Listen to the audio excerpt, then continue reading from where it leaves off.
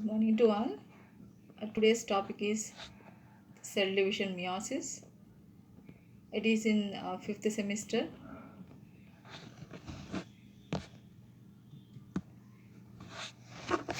For the growth of the cells, for the growth and development of a plant body, the cell division is required, and also for the reproduction during the gamete formation, one more division is required. That is called meiosis.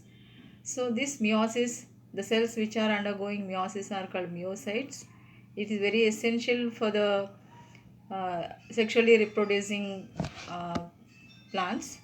So this meiosis was, the term meiosis was coined by Farmer and Moore. It is also called reductional division because the cells in this division, they divide from the parent cell. The daughter cell which are formed after this division, they are having a chromosomal number just half of the parental chromosomes. So this meiosis, it is present only in the reproductive cells during the formation of gametes, whether it is a plant or animal. This meiosis is in this meiosis, the cell division takes place in two stages. One is meiosis 1, other one is meiosis 2. In this meiosis, the cell division involves karyokinesis and cytokinesis at two stages. In the first meiosis 1, that is actual reductional division, where the chromosomal number is reduced to half. That means a diploid cell divides by meiosis 1 to produce two haploid cells with haploid number of chromosomes. In the second stage of meiosis, that is meiosis 2, the haploid cells which are formed in the meiosis 1, they will be dividing, each one is dividing into two cells. Finally, four haploid cells are produced after the completion of the meiosis. So this meiosis involves the interphase in which the cell prepares itself for the actual cell division phase. So this interphase is it's present just before the actual cell division or in between two divisions. So sometimes it can be considered as a resting period since it is present in between two cell division phases. Actually, it is not a resting period. It involves so many synthetic activities. So in this interphase, the cell prepares itself for the cell division. It is present both in mitosis and meiosis. This interphase is divided into three subphases. G1 phase, that is growth 1 phase, G2 phase, S1 phase. This G1 phase involves the active period marked by the synthesis of various proteins and enzymes needed actually for cellular growth. In this G1 phase, that is growth 1 phase, DNA appears like a single long coiled molecules.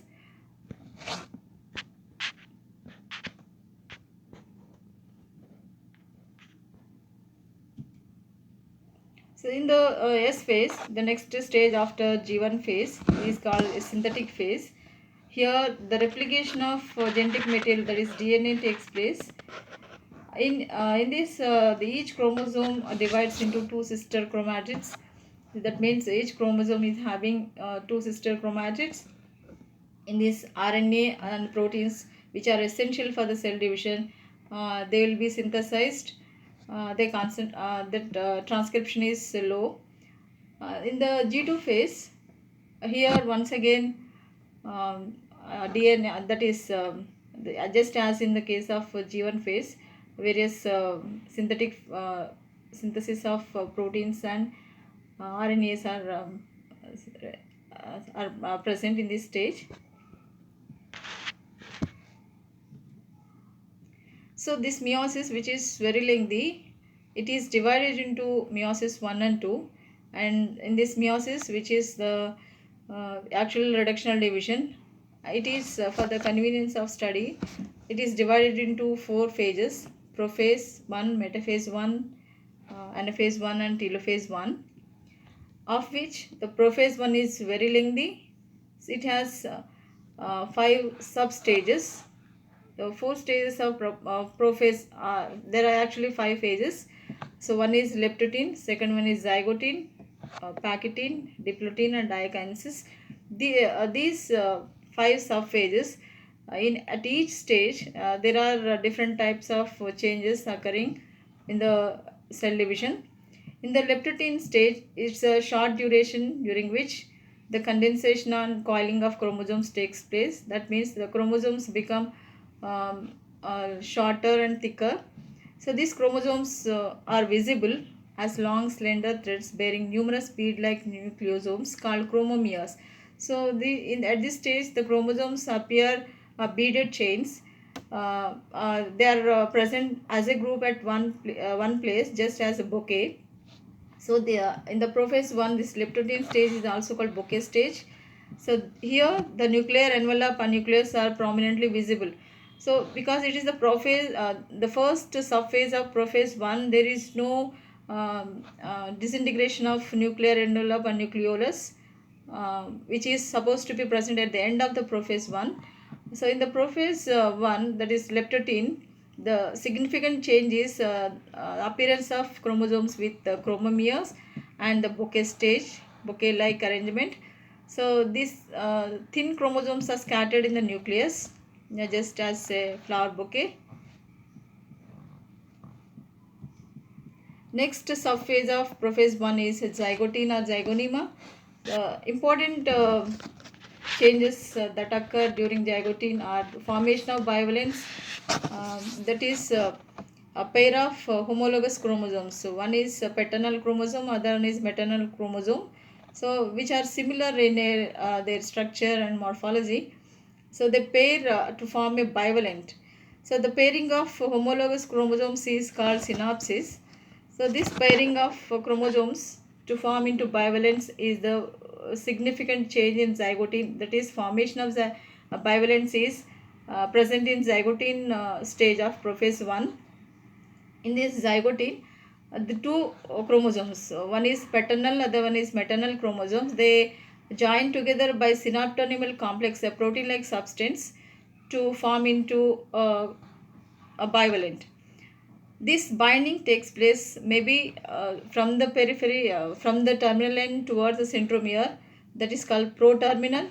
In some cases, from the centromere towards the ends of the chromosome chromatids, that is called procentric.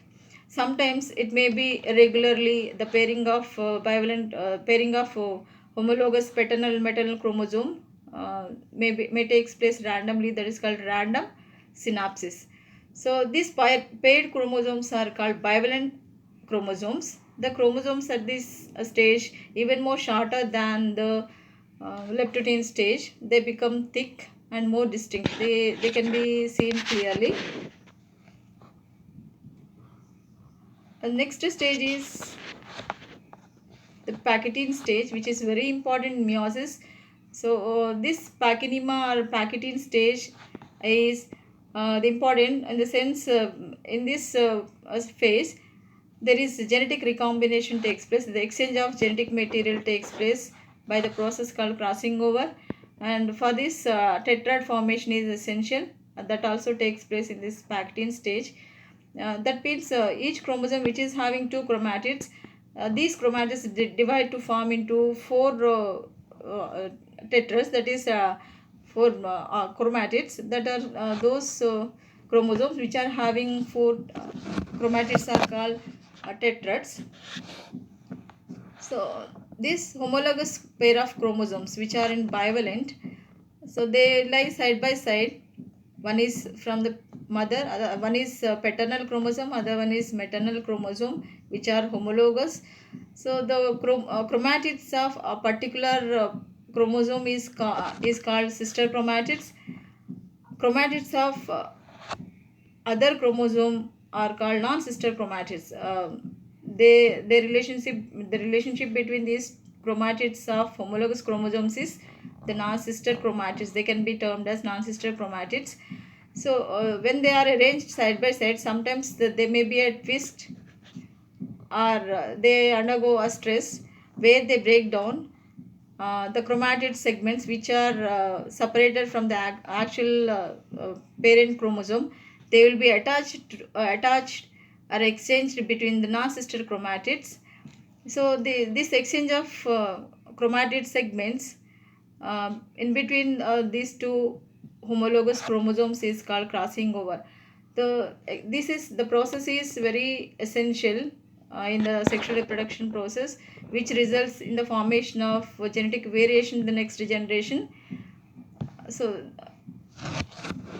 where this crossing over takes place, where the exchange of genetic material takes place, there the two chromatids are bind together with the help of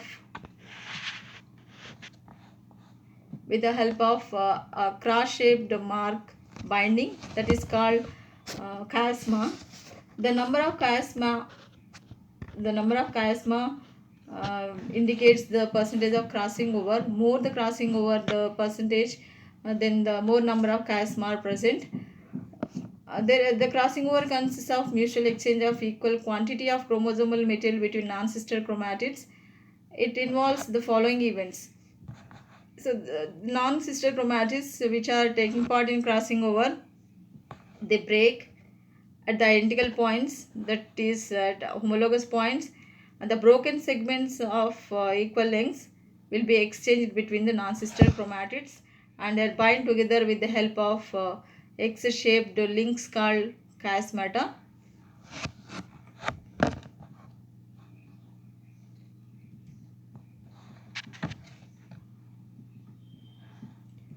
During crossing over, the genes located on the segments are exchanged between the two chromatids. It results in the formation of recombination of genes. It is the one thing is very clear, that is the crossing over does not takes place between sister chromatids of a particular chromosome.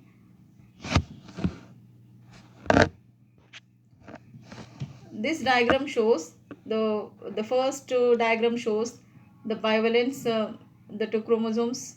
So then the tetrads.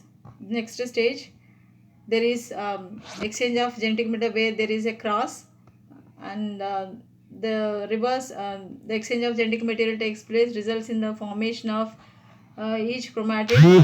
Sometimes one chromatid with the original genetic constitution, other one is the exchange genetic material. The crossing over is shown like this. So coming to the significance of crossing over, so the gametes which are produced through the meiosis, they receive new genetic constitution, the combining of characters. So therefore individuals with new combinations of characters are produced in the sexual reproduction. This forms a genetic basis for variation and plays an important role in evolution.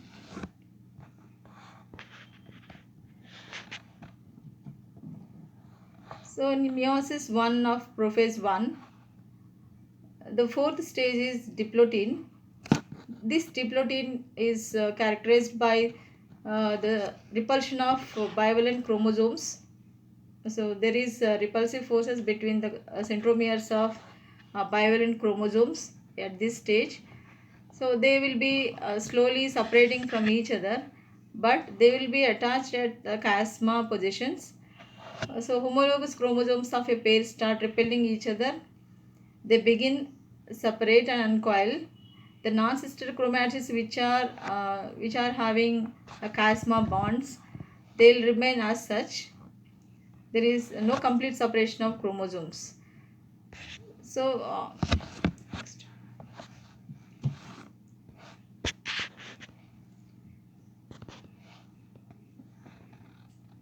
so this the fifth stage subphase of meiosis 1 of prophase 1 is the last stage of prophase 1. In this phase, in diplotin stage, where these two homologous chromosomes after crossing over are they bind together at chiasmata, will be slowly separating in the diplotin stage. That process will be completed in the diakinesis stage. where the completely two bivalent chromosomes will be separated even at chiasma positions. So this process is called terminalization. So now the two chromosomes, paternal and maternal chromosomes, are not having similar similar genes, but they are having the recombinant genes, recombinant genetic recombination. So at this stage, at this stage, so the after the diakinesis, the prophase 1 completes. So slowly the nuclear membrane and nucleolus, they will be disappearing. The chromosomes which are separated, they will be distributed in the cytoplasm with there is no boundary. This is these 6 diagrams, they show the prophase 1 stage. So the first one is the preparatory stage called interphase.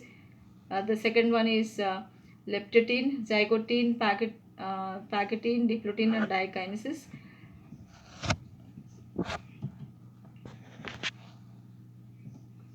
After the prophase 1, the next phase is metaphase 1. The important changes that occur during this metaphase 1 is the formation of metaphase plate and the spindle fiber formation.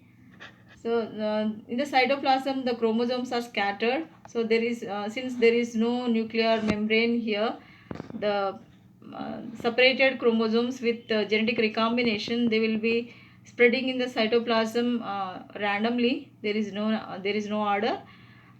After some time, when the cell enters into metaphase 1, uh, the, the microfibrils and microfilaments which are present in the cytoplasm, they join together to form a thread-like structures called spindle fibers. These spindle fibers, they extend from one pole of the cell to another pole.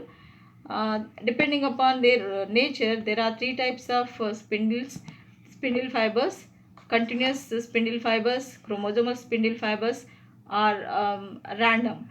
So, continuous spindle fibers, simply they extend from one pole to the another pole of the cell, whereas chromosomal spindle fibers, they attach the centromere of the particular chromosomes. Random chromosomes they are not attached, they are zigzagly arranged. Their function is not known. So this spindle fiber after the spindle fiber formation, these spindle fibers, they attach to the centromere of the chromosomes, and they bring all these chromosomes to the equator of the cell to form a line at the equator called the equatorial plate. So in meiosis, in metaphase 1, the equatorial plate is formed by the arms of the chromosomes, not by the centromeres. It is contradictory to the it is in contrast with the mitosis metaphase, where in mitosis the metaphase plate is formed by the uh, centromeres of the chromosomes, but here in metaphase 1, the arms of the chromosome, the chromatids, they form on the equatorial plate, not the centromere. So the chromosomes, they will be arranged in a row on the equatorial plate. So the chromosomes with their spindle fibers together metaphase plate, they can be called as spindle apparatus.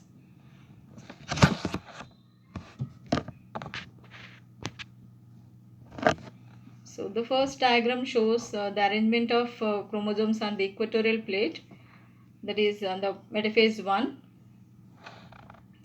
So next phase is anaphase 1. Next diagram is anaphase 1.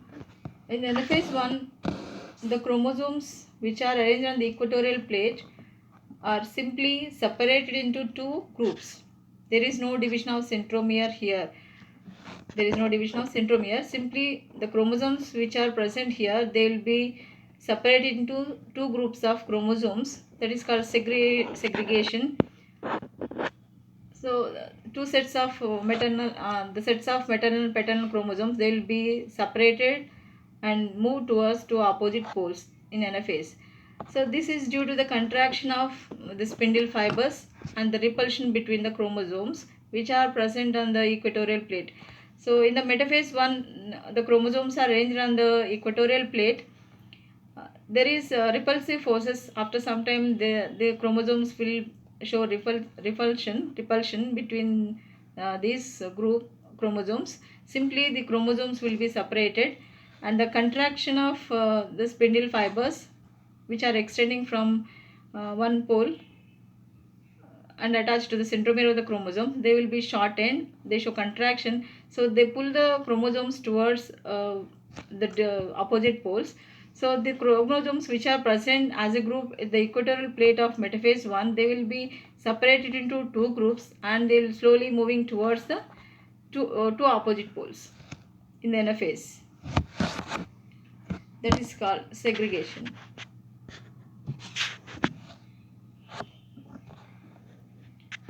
So in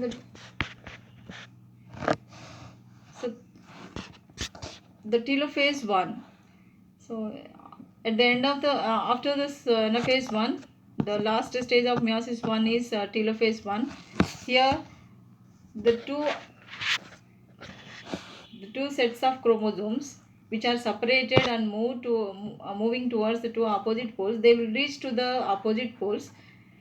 At each pole they will be they will again around these chromosomes there is reappearance of nuclear membrane and nucleolus takes place.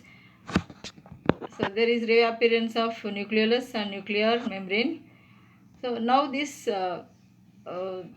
nucleus is a daughter nucleus. Here each nucleus is having chromosomes just half of that parent cell. So if suppose in the parent cell there are 4 chromosomes, at the end of the meiosis 1, the chromosomal number in each daughter cell is just 2. 2 chromosomes will be there. That is, actual reduction of chromosomes takes place in the meiosis 1. So it is a true reductional division when compared to the meiosis 2.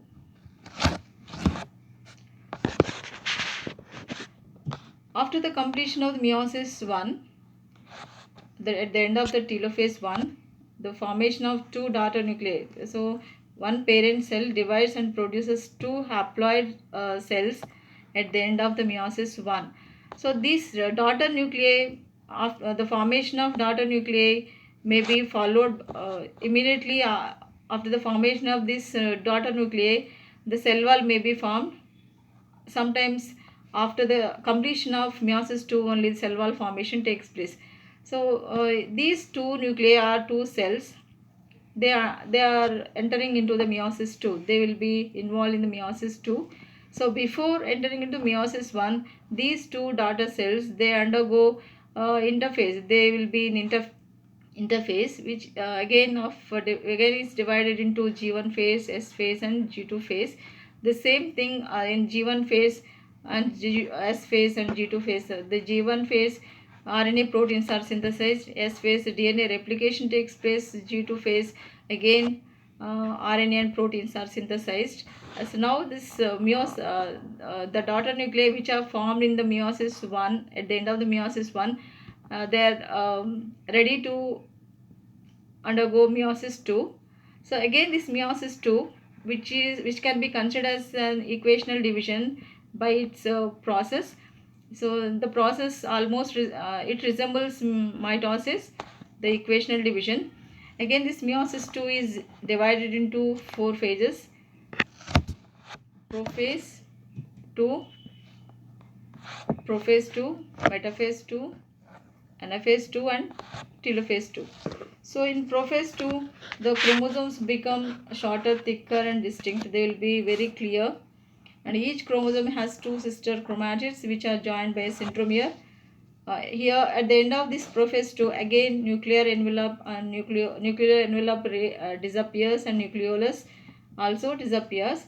So in each cell the chromosomes are scattered in the cytoplasm irregularly. There is no nuclear membrane, so there is no boundary. The chromosomes which are having recombinant segments, they will be spreading in the cytoplasm irregularly.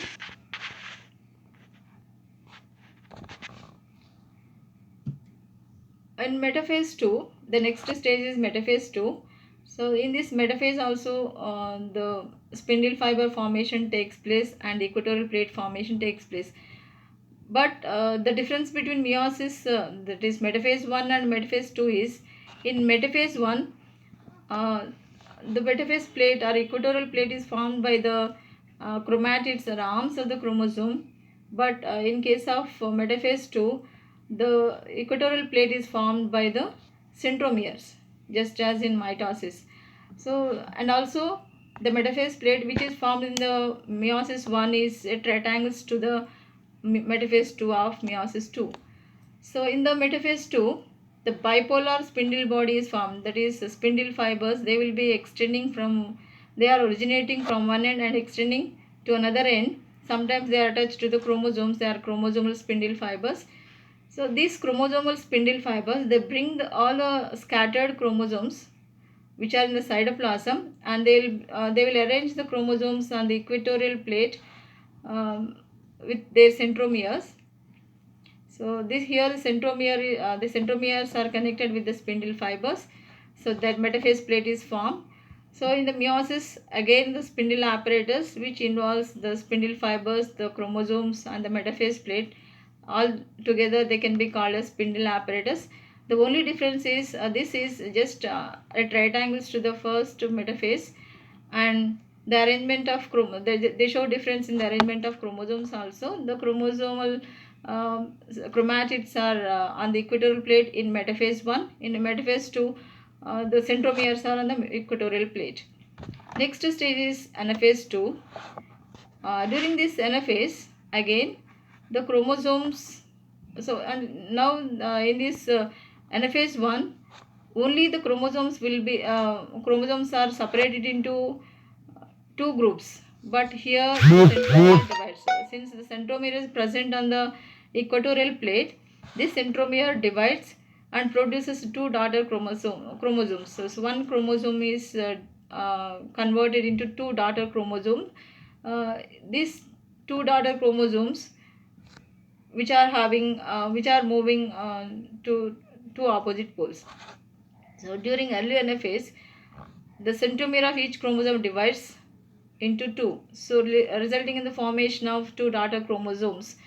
Therefore, this at a later stage of anaphase 2, the contraction of chromosomes, contraction of spindle fibers takes place, and the two new centromeres which are formed, two daughter chromosomes which are formed by the division of centromere, they show repulsion, so they will move apart, they will be moving away from each other.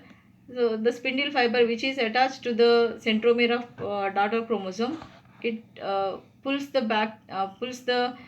daughter chromosome to two opposite poles. So the movement of chromosomes towards two opposite poles is important change in the anaphase 2 due to the contraction of spindle fibers and repulsion between the centromeres. So these two diagrams, the first diagram shows metaphase 2. So the arrangement of chromosomes on in each cell there are two chromosomes. They are arranged on the diagram shows two daughter cells of metaphase 1. In each one there are two chromosomes. The two chromosomes with their centromeres, they are present on the equatorial plate to form metaphase plate. To these centromeres,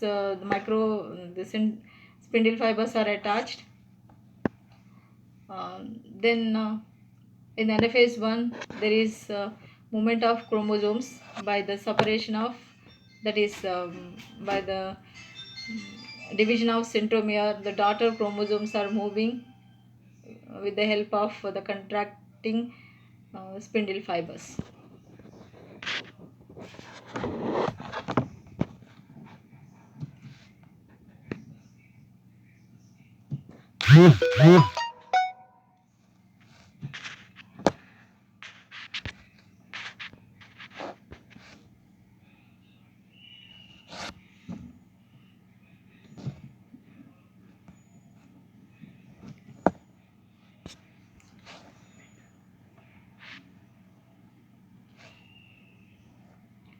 So there is one more division, that is The stage is called telophase 2. Telophase 2. Here, after anaphase 2, the chromosomes are in anaphase 2, the chromosomes are moving to opposite poles. They'll reach the two opposite poles and to form into two daughter nuclei. In each meiosis 1 cell, there will be two more nuclei. At the end of this telophase 2, each cell is having 4 haploid nuclei at first. Later, the 4 nuclei are formed. Each nucleus has half the number of chromosomes as compared to the original mother nucleus. These nuclei also differ from each other in their structure and character of chromosomes. This is because of the crossing over which is taking place during packaging of prophase 1.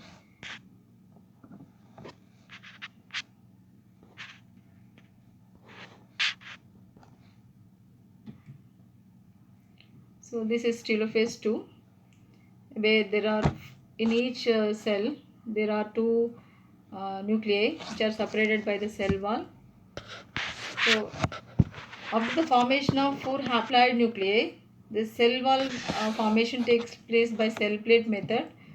That is, in between two daughter nuclei, there is residues or remnants of spindle fibers present. They are phragmoplast, into which the vacuoles of endoplasmic reticulum and Golgi complex they'll migrate, and they burst out to form liquid plate, cell plate, that is called midillamellum first.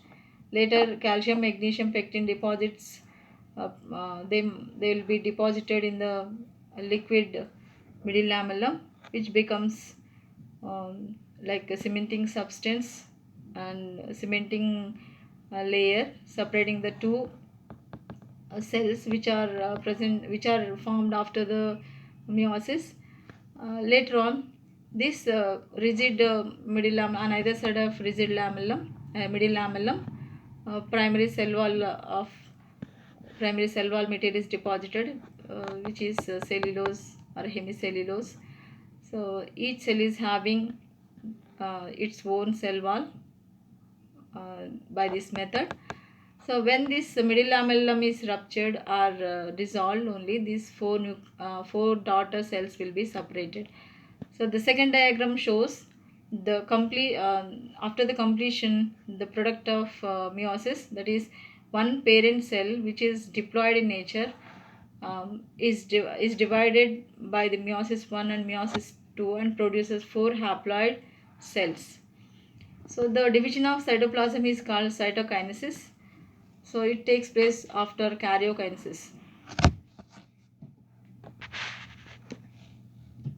Coming to the significance of meiosis, it's very important cell division in case of sexually reproducing organisms.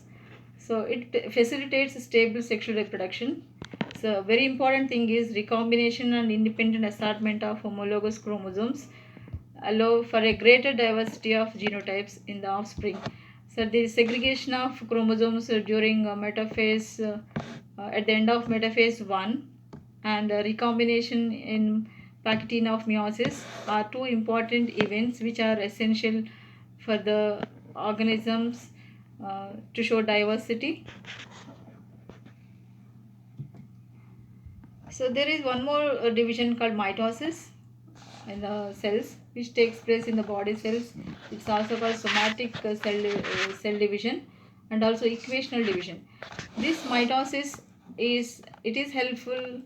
It occurs in the somatic cells, whereas meiosis occurs in the reproductive cells. Mitosis consists of only nuclear division only once. The nuclear division takes place only once, whereas in case of meiosis, nucleus divides twice, that is in meiosis 1 and meiosis 2. So in mitosis, cytokines takes place only once. In meiosis, the meiocytes they undergo cytokinesis by two methods, simultaneous method and successive method. At the end of the meiosis 1, there may be cell wall formation takes place, so that is called successive type. At the end of the meiosis 2, all the 4 nuclei After the formation of all the four nuclei, the cytokinesis may take place. Such type of cytokinesis is called simultaneous type. Then in mitosis, at the end of the mitosis, only two daughter cells are formed, but at the end of meiosis, four daughter cells are formed. This mitosis takes place in haploid as well as in diploid cells, whereas in meiosis takes place only in the diploid cells. So mitosis does not involve the bivalent formation. So there is no bivalent formation, pairing of homologous chromosomes and crossing over in mitosis. But in meiosis, bivalent formation and crossing over is present. So mitosis is called equational division because the parent cell which undergoes mitosis produces two similar cells with equal number of chromosomes, whereas in meiosis the chromosomal number is reduced to half, so it is called reductional division. In mitosis, original characters of the chromosomes are maintained in the daughter cell. There is genetic stability in mitosis, whereas in meiosis, chromosomal variation, that is, chromosomal characters are altered due to crossing over, causing recombination of genes. So in mitosis, daughter cells show similar characters, similar to each other, and also to be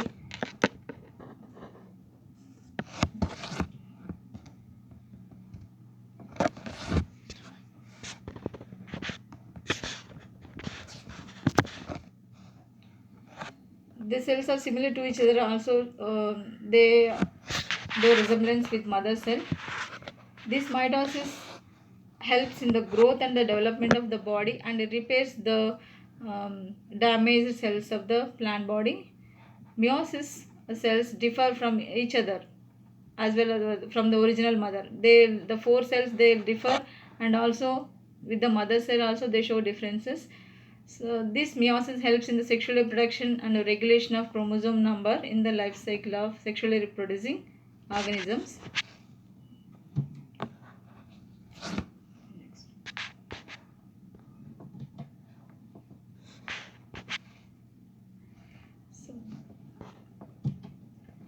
So this it is the summary of this class. Meiosis is a reductional division. It is reductional division which helps in sexual reproduction, in which chromosomal number of the parent cell is reduced just half of the parent cell. During the first phase of meiosis, the chromosomal number is reduced to half, so it is the actual reductional division. Though there are two stages in the meiosis, the first stage is the true reductional division. In the second meiosis, similar to mitosis, in which the haploid cells which are produced at the end of the meiosis 1 will be multiplied into 4. Two cells will be converted into 4 cells, but the chromosomal remains as such without any change. So in that way it resembles completely the equational division or mitosis. The end result of meiosis is haploid cells. So this meiosis mainly leads to genetic diversity due to the important process that is called crossing over, which is very important for genetic diversity of the organisms. So that finishes the topic. Thank you.